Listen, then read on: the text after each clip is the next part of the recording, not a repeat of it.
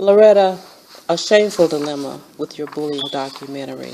How did you go about collecting the scenes for your documentary? Was it difficult for you? Well, the first thing I did was I just talked to people, and by talking to them and engaging them in conversation, I was able to get people that were willing to just come in and do their interviews. And there were a few actors that I had worked with in the past. They eagerly wanted to get their point across, because bullying is something that happens to people every day. When I was in school, that was in the 50s. And I remember coming home from foster care to live with my mother. Fourth grade, my mother was a single parent, which was unusual even though we lived in a housing tenement. All the parents there had mothers and fathers and children. So we were kind of an abnormal family there.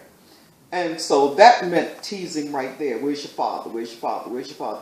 And then that was when I first got an inkling that I was different. I was different because I was light, half white, yellow, whatever they decided to call me. Mm-hmm. Then I realized that I was fat, chubby, four eyes. It was just on and on. So I was already a depressed child for whatever reasons it was at home. Mm-hmm. But then when I went to school, that was supposed to be a safe haven, and it wasn't. I hated going to school. And so my brother and I hated it so much. In the fourth grade, I was left back because I just stopped going to school. I stayed home. My mother worked. She worked 8 to 12 hours a day. Me and my brother sat at home and watched all kinds of cartoons, Mighty Mouse, and he drank Mountain Dew and Hostess Twinkies, and I had my little cakes, ring dings with yoo-hoos, and we did that every day. We took the money we were supposed to take for lunch, and we just sat there all day and watched until the hammer was leveled, and she found out about it. So, but parents didn't understand then. You couldn't go to your parents and say, look, they're tormenting me. I'm fighting after school just over nothing. They just want you to get to school. So getting left back didn't, endear me to my mother. Mm-hmm. But I hated going. Every day was a torture. Just getting, before you could even get to class, it was on. And forget about coming home. Right. It was a fight every day. A fight on the way to school, a fight in the playground. Even if you go sit by yourself and you just stay to yourself, it's just a war. You're going to school to fight a war, and that was in the 50s. Nothing's changed. In fact, it's even worse, because there have been, when we did this documentary, we found out about the suicides, the many, many suicides, just all over the country alone, of kids that are being picked on for, there are kids that are being picked on for being gay, and they're not gay. Exactly. They could be just soft-spoken. And not saying that if they were gay, they should be picked on, because quite frankly, that shouldn't happen to children. Correct. But the ones that aren't, because you're soft-spoken or you stay to yourself or you're quiet, then people are calling you names and you're getting beat up for that, and then they're tortured. They can't come home and talk to anybody. So the next thing you know, somebody's hanging from a rope in their bedroom or their garage, and that's where their family finds them. And there's no reason, or people are just doing all kinds of things to hurt themselves because they can't bear it any longer. Going to school should not be a death sentence. It just shouldn't be. It shouldn't be a death sentence. I'm concerned about bullying everywhere, because we know we have cyberbullying. Adults are being bullied on the job.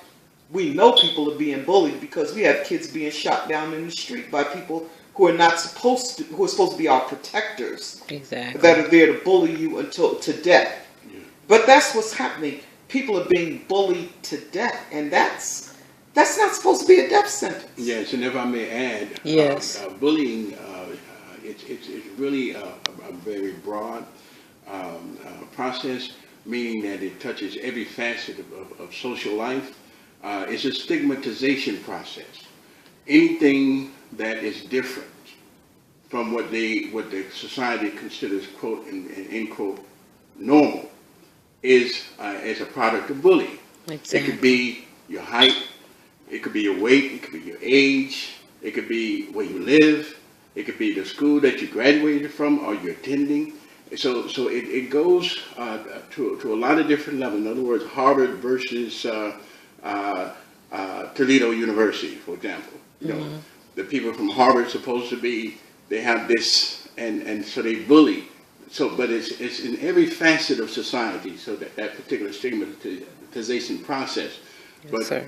going back to the schools, when we see that the child is supposed to be going to school to learn, and they have the pressures on them to try to fit in to the cultural so-called norms on the campus, it brings a lot of additional pressure on them that actually hinder the learning, the educational process. And that shouldn't be. Exactly. And then, you find kids every day that are being bullied, even to a point of where they go home, like you said, and kill themselves. Yeah. They're afraid to tell because they've been threatened. Yeah. And so many people take their kids to psychiatrists. So many parents just don't even do anything about it. They say, well, hit them back. Sometimes that's not easy for a child that's already fearful of someone that's constantly bullying them, Yeah. And with all of these things happening, I know that Lauretta has been bullied. You have been bullied, sir. I've never been bullied. I'm thankful to say. I guess I was just a little mean going up in school. But I have witnessed the bullying process even with my own grandkids. And my grandkids, they took on a different approach. And then, they fought back. They started to bully back the bullies. And once they see that you have no fear, I believe, personally, I think they'll leave you alone. Yeah. Well, see, that would be, you know what, in the real state of, it would be nice if we could really have that happen. But that's not the case. Yes. Because my brother and I fought back. And my cousins, I had a family of cousins that lived there. There were 8 of them, and they fought. I'm saying that that's not the way you're supposed to be going to school. First of all, you're not supposed to have to fight back. Exactly. You're not in school for fighting back. Right. And it's time that we corner these people who are doing it so that the victim doesn't become the blame. Exactly. See, the victim, we could say that's all well and good. Well, little Johnny, you need to man up. Yes. He's not there to man up. That's not his job at school. Exactly. To man up. His job is to learn. Exactly. And everybody else who goes there, that's their job. Their job is to learn. They're not there to torment other kids. Exactly. But a lot of that is the parents. Right. If you look in some of the homes, and I mean, we all may not like that, but we look at some of the homes, what are the parents like? Exactly. If the kids are listening to that, or they're being raised by bullies, or they have parents that are the first thing tease them off, they're ready to throw their hands, that's what they're going to bring to school. And for that child that wants to learn, why should that child have to man or woman up? Why? I'm not going to school to man or woman up. I'm a kid. Exactly. I'm going to school to learn. I want you to teach me something. That's what I'm there for. I'm supposed to be able to focus. A trip to the locker or to the bathroom should not be a minute of terror. Exactly. I gotta go to the bathroom. Oh, I wish I didn't have to go to the bathroom. I'm not supposed to be going there for that. Exactly. And no child, but a lot of times you know what? I think it's the insensitivity. Because, I'm not saying that about all educators, but a lot of times when the students go to educators, that's the attitude. Look, pull yourself together, just fight back. Come on. Why do I have to walk around with a chip on my shoulder all day at school just so you'll leave me alone? Exactly. I don't live like that. Exactly. And the other thing too, I'm an educator, and Lauretta is too. I've taught K through 12 in over 100 schools, and I've seen many of the school faculty members when they look at this particular issue. Many of them are more concerned about litigation. Yes. Litigation coming down against them. Even the school boards, they're acquiescing. It's almost like the students are actually setting the cultural standards on these school campuses. Exactly. Exactly. The parents working in concert with the school boards and the faculty, they really need to come together and address this problem and nip it in the bud. It can be nipped in the bud. It really can be. You see, and I remember when I was coming up, we didn't have armed police officers, law enforcement officials in our schools. We didn't have the metal detectors in our schools. et cetera, et cetera. And that goes to, other issues like the prayer in the school and so forth. The prayer has been taken out of the schools. Things have changed. Now the schools are almost like going on, into a prison camp in a sense. Because when we were growing up, we had windows. Yeah. We could actually see nature and appreciate nature. You can't do it now because, of the fear factor and so forth. So I think that we need to also attend these school board meetings and actually put pressure on the administrators to make sure that they're doing what's expected of them and being held accountable. Well, I agree with you, and I'm supportive of that too. So whenever you guys are ready to do that campaign, I'm right with you 100%. Yeah. I do believe that the educators, you're quite welcome. I do believe that the educators are limited to some extent, but I do think that some of the educators, that I personally know, have actually stepped in, to help these kids, and as a result, they get fired. Exactly. And I don't think that's what Muhammad was saying. Right, exactly. And I don't think it's fair. I don't think it's fair at all because see now the teachers are the ones that are being bullied also. Exactly. And with these and firsthand what happened with that. Because when I was teaching, I taught in 4 states. One of the states I taught in was in Maryland, Prince George's County School District, and I had one class, 6th grade class that I had a long-term assignment, and I had to put out of that class, that 6th grade class, I had to put out 12 students. My goodness! Because they refused to do it to comply, and they had to actually send the vice principal to escort them out, and then I had a 12th grade class where I had to put out 15 students of 33. Okay, and there was a law enforcement official, actually a police officer came, and he said, "Do you have any more?" I said, "I have any," and I'm looking at a couple more that should go. And they asked the question, "Well, you gonna put it?" I say, "I'm here for people who want to learn." Exactly. That's it. So again, we all have to work together. The parents, the faculty, the administrators. We must work together in order to really nip this in the bud. Exactly. It really is out of control. It's a pervasive problem. And I feel sorry for the educators sometimes because the educators could want to stand up and say, look, we're not going to have this. The next thing you know, you fighting the parent. Exactly. You got a child that goes home and tells their parent, Mr. or Miss So-and-so did something. The next thing you know, when I was going to school and I came home and said, Miss Williams did that, my mother knocked me upside the head. So I didn't dare, because she said, all these teachers are working hard. They're trying to teach you something. You did carrying on, giving it, and you got chastised for even thinking about causing a problem in school. Now, you can bully people and act a total fool in school, and you may or may not, but I'm saying you may have a parent that you can go home and talk to that's where you get that type of nonsense and behavior from. And then they go to school and both of you are worried about beating up the teacher. Exactly. That's ridiculous. Exactly. This has to stop all the way around. And I think that from what I remember, the main problem is not having empathy. Exactly. And that's with everything. Nobody has any empathy.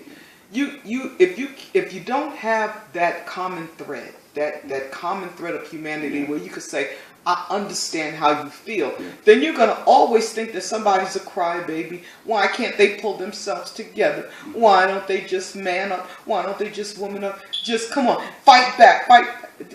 You could have a child that's a borderline genius, and the only thing that child needs to learn is more. Exactly. More of what those educators have to teach them.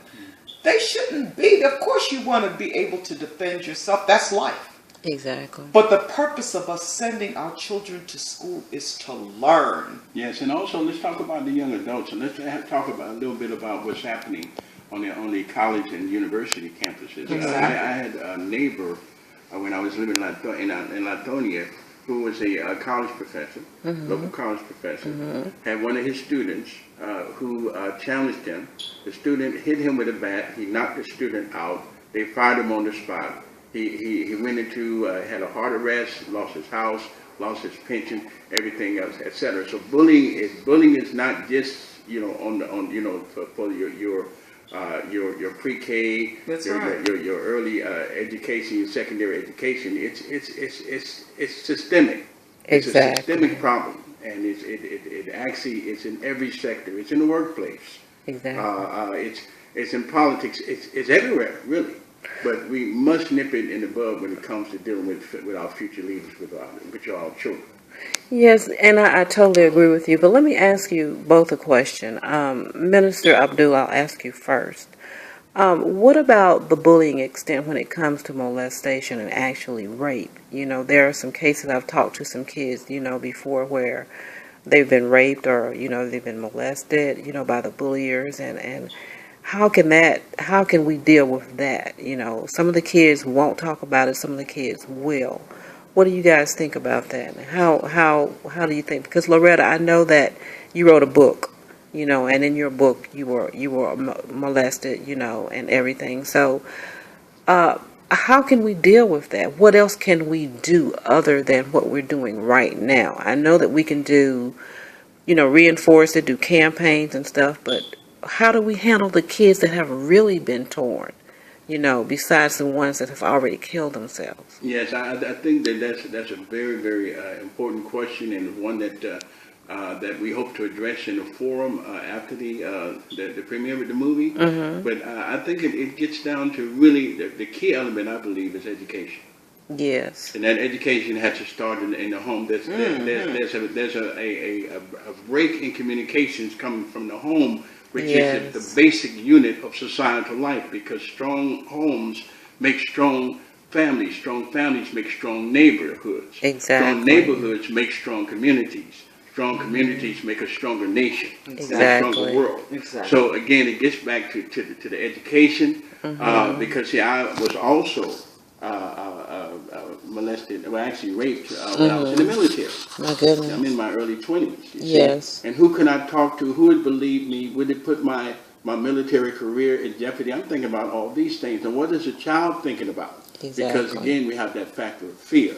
Exactly. Which is really driven into that child, male or female, that if you tell anyone, exactly. You see what I'm saying? So we're operating out of fear. So we have to educate. We have to really pump up the education coming from the home, and then the other institutions, the church, and so forth and so on, have town halls and community meetings to actually address some of the concerns of this, because it's really growing out of proportion. Profiling, for example, is another form of bullying. Yes. Exactly. You see, just because I wear a certain hat, wear it a certain way, etc., I move my hands a certain way, Exactly. I have to be, etc., etc. These are all systemic problems in our culture that we have to address through education. Exactly. You might want to. Well, I'm thinking that the main thing that we have to understand is that a lot of times kids don't tell us because there's no trust. Because I remember when we screened the movie in earlier in Atlanta, probably I think it was a couple of years ago. We screened the movie, and we found that in talking to people after they watched the movie, there was a young man who said, "Well, look, we're not going to tell you much because we don't have that trust." And what I said to him was, okay, if they trust you and you're in that age group, then you talk to somebody. You do something. You mentor these children that you know that are in trouble. The main thing, there was a woman that's being interviewed in the movie, in this documentary movie, where she said that she took a stand. No, she wasn't bullied, but she didn't allow anybody to bully people around her. She spoke up. You see, that there's a saying, and we all know it, that evil flourishes when good people do nothing. And that's in any age group. I know it's not popular, but at some point we have to take a stand and say, look, no more. Just no more. It takes a village. You know, that might sound corny, that might sound old, but we know that in order for us and our families who survived the civil rights era, it was because it took a village. We were a village, and we were determined. And I mean, where is that? Where is that? We need that back again. The caring, the love, the consideration. It's just gone. We're all in different directions. It's a me, I, like you said. I type of world now. As long as you don't hit me and my child, I'm not worrying about anybody else's kid. And that's crazy. As long as nobody's bullying me in this workplace, I don't care what they do to the rest of it. And that's, when does it stop? Yes, and also we have to hold our public policy representatives, those who are supposed to represent us, as voters. Yes. We need to put pressure on them to change policies that are not addressing this particular issue. Starting with the school board, et cetera, and we have to do it as a coalition, interfaith, interreligious, political, social, the academics, all coming together, because it's a community problem. It's not a black problem. It's not a problem of in any social economic class. Bullying is pervasive, and it touches every level, every income level, every race, every ethnic, every continent. Exactly. Exactly. And like you said, can you imagine if, not saying that, because it does probably happen, there may be children that are being molested at school and not saying anything, but can you imagine if that's your home life, and school may be your only sanctuary, and you can't trust? We have to develop a way that children feel that they can come to somebody there to talk to, somebody that they can trust. And because when you're a different type of a child, when you choose to be different, then you're really ostracized and you're alone. Because I think after a point, I was tired. I was tired of hearing about how yellow I was, how I was half white, how I had 4 eyes, how I was fat. I was tired of it, and I just wanted to be left alone. But you know what being left alone led to? That meant that as a young child, I was able to fall into the clutches, because I was young, a young kid, 13 years old, of an older person who was hanging around the schoolyard, who looked at me. I was chubby, I was developed, I was to myself, I stayed to myself. I didn't really have a whole bunch of friends around, and he was able to identify with me and say all of the most wonderful things that he could possibly say that maybe I wasn't hearing anywhere. Simply, I love you, rather than you yellow, I love you, which is a more pleasant response to hear. And then what happens is that it leads to other things. You have a child, you have a child too young, your studies go by the wayside, your whole life takes a different direction, and you end up having to survive that. When all it takes, really, sometimes even at home, is some TLC. Even started from there. Because you're not going to look for it somewhere else where you shouldn't be looking for it. If it starts at home. And we may not like it, but we may have to hug our kids more, talk to our kids more, care for our kids more. We may have to do that. Yes, and when you go on campuses, particularly in some of your early education schools, primary education, secondary education, you'll find they have signs that say drug-free zone, or cursing-free zone. They need to also step up bully-free zone and a zero-tolerance policy for bullying. And the parents also of these bullies, need to bear some responsibility. Exactly. Because most parents, like I'm a parent, most parents think my child has a halo. They'll do no wrong. Of course, we all were angels ourselves. We were growing up, and of course, we know that that's so far from the truth. However, we have to make sure that they recognize that there is a responsibility in this for you to make sure that this stops. Exactly. So if more pressure put on the parents as well, and on the administrators to make sure that, look, we don't tolerate it here, and we nip it in the bud, we begin to see some changes going on, particularly when it comes to the school systems. Exactly. Well, let me ask you guys a question too also. Now, with the kids being bullied, and a lot of kids, go into a shell and everything, and I totally agree with what you both said so far. So, I found out that some of the kids that are bullied turn out to be bullies themselves. Exactly. And I mean, how does that happen? Is it because of the fact that they're afraid to tell? They're afraid to do anything about it, and they just continuously, become bullied themselves, and then they turn into a more treacherous bully than the bully that bullied them. That's right. But you know what? You'll see, if you come to the movie, you'll see an interview we did with a young man who admitted that a lot of the times he was a bully because it kept people off him. Okay. See, it's anything, If I join in with this crowd and become part of what they do to people, that saves me. I don't have to get it. You know, I just was angry. I didn't feel like bullying people. I just wanted to be left alone, you know. But it does cloud your makeup. Exactly. It does. As you go through life, you know, these things you carry with you. And you never really develop trust because you're always looking over your shoulder for the other shoe to fall. Or for the knife that's coming at your back. So you temper yourself with people. You know, and it could be people that could be bringing the most wonderful things to your life, but you're just measured with them. Yeah. And that's what it causes. And then we end up with a society of people that are just, oh, do I want to be friends with you? Okay, I don't know. Come on. And also, in addition to what Lauretta is saying, we have that the peer pressure syndrome. Exactly. Peer pressure syndrome is very, very important. You want to fit in. And in order to fit in, that means that you join the crowd. Everybody wants to be around the popular. Okay? And in order to fit in, sometimes they have initiations. Even for example, college fraternities and sororities. You're talking about bullying. There's a lot of bullying. To try to get you to join the sorority and the fraternity, and they'll do that. They'll do things to you and people that you love. So it's that peer pressure also has to be brought to bear, and it needs to be brought into the discussion. What does peer pressure mean, and what can it actually result as a result of that? One girl ended up joining two of her friends. Three of her friends, she thought they were her friends, and they set up her boyfriend to be murdered. Oh my goodness! And that's she was oblivious to it because she wasn't even in on the plan, the premeditated plan to murder him. This is on forensics. Yes. Okay, and then when she found out that she was used as a pawn, they drove him to a site. One of the people who had organized it.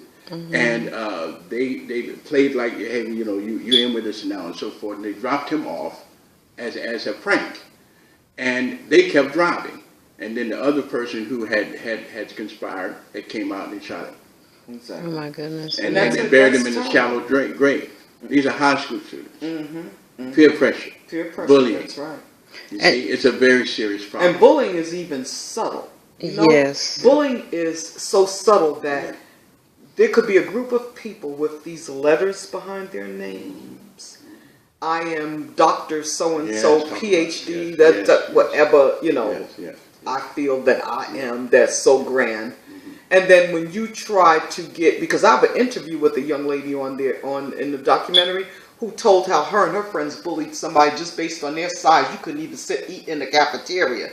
So you have these, it's subtle though too. Okay, that's bold, but then it's subtle.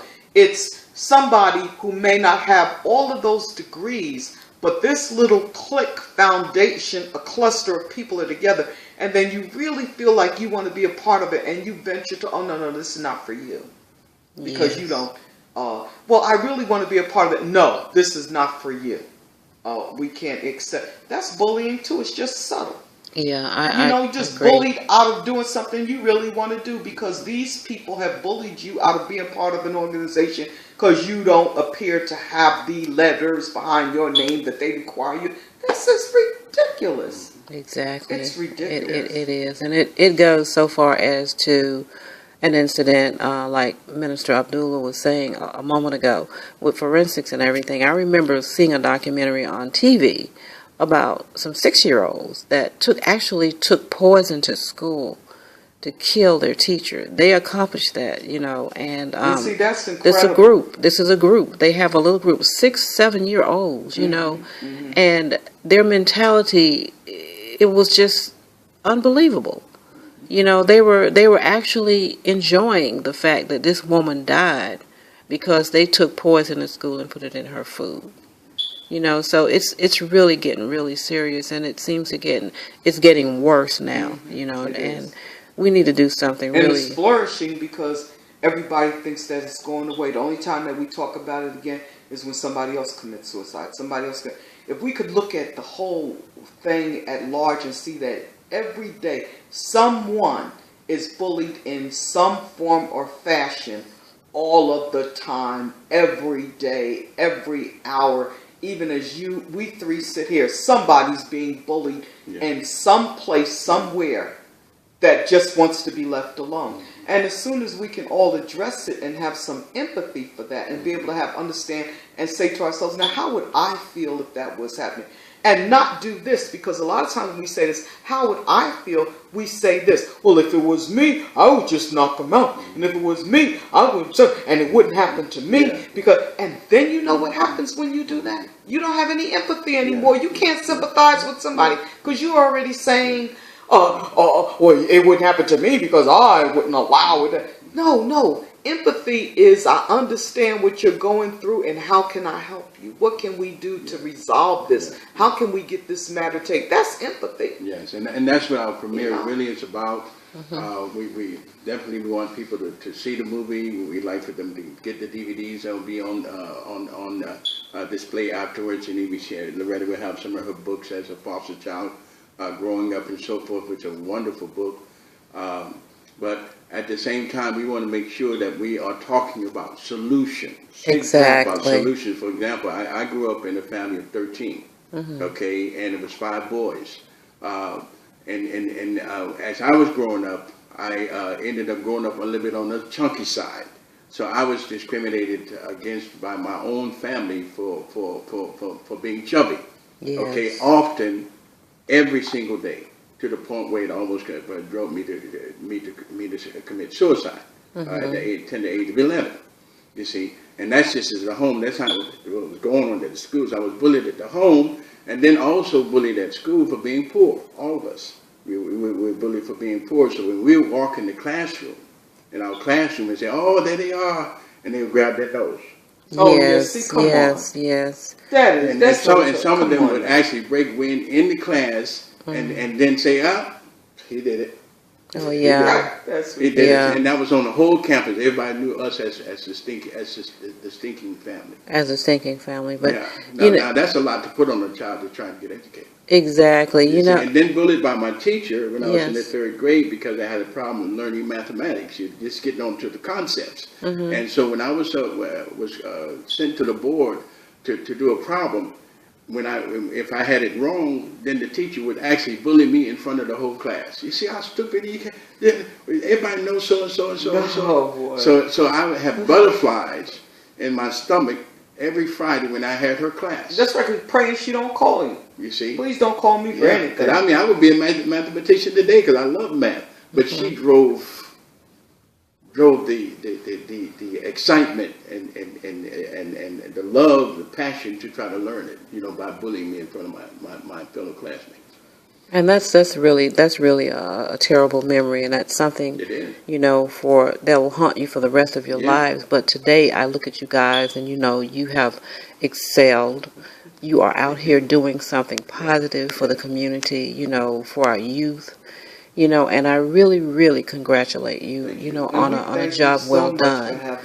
And I really appreciate you being here. And I'd like to reintroduce you again before we sign off for this particular video documentary. Ladies and gentlemen, this is Gwen Evans. I am behind the camera today, and my guests are my beautiful friend and sister, Lauretta Ali-Abdullah, and her husband, Minister Muhammad Abdullah. And they're here with their movie documentary, A Shameful Dilemma, talking about bullying. I really appreciate you guys for being here today. Is it okay if we mention that the premiere is going to be and where it's going to be, or we can't? Oh no, you can. Okay, the movie. This is my show. So. Oh great! I should know that with you. The premiere is going to be at the Watering Oasis Conference Center, and that's okay, thank you. That's the Watering Oasis Conference Center, Legacy Oasis Theater 4. That's 2244 Panola Road in Lithonia, Georgia. That's going to be Saturday, November the 15th at 7 p.m. It's from 7 p.m. to 9 p.m. Quint Scott, who was 15 at the time, did the technical work and the editing on the movie. And he's supposed to be there that night. So we really pray that we pack it and fill it to show him that a dream that he had really did come true. The tickets are $5 each. We kept the price low because the movie will be selling refreshments there for anybody who wants them. Also, we will be selling the DVDs that night, inshallah. We pray we will have them on hand. And we're keeping even the DVD amount low at $5 so that people can purchase it and show it to other people and talk about bullying, because that's why we're keeping the DVD low, is because the emphasis is on talking, spreading, working, resolving, doing something about it, not on selling the DVD for $12.99, $19.99 so we can make money, but keeping it at a low amount so that everybody can grab a copy and get out there and spread the word and hold your own forums. Get your families together, pop the DVD in, talk about what's going on at school, take it to your school. We want to show this and spread the word. That's all we're asking. Spread the word. Exactly. Yeah, Minister? we want people to keep the conversation going. Exactly. Keep this on the front burner. Yeah, It's don't a let very, it die very down. important issue. Exactly. Exactly. Well, I really do thank you and appreciate you for being here with me today. Ladies and gentlemen, this is Gwen Evans. Again, I'm behind the camera, and I'm filming a beautiful couple. Really beautiful couple with such a wonderful meaning, such a wonderful cause that they're doing. And I ask you to support them. Lauretta and Minister Abdullah, do you have a website or any additional information that you'd like to give out before we sign off for today? Oh, yes. Our website is, it's very simple. LaliProductions.com. That's L-A-L-I Productions, Productions.com. You can see the movie trailer there. You can buy tickets online there. You can see a whole history of what we've done and about our company and what our goals are in the future. And before we sign off, we're looking at Gigi and praying that we can all work together to produce one of her projects. We look forward in to the it. future. Well, I look forward to that too because, you know, I always say to my kids and myself that Yahweh doesn't put people in your path unless it's purpose. That's right. You know, so we're going to move on, and I'm going to support you guys as much as I possibly can. I hope this video goes viral.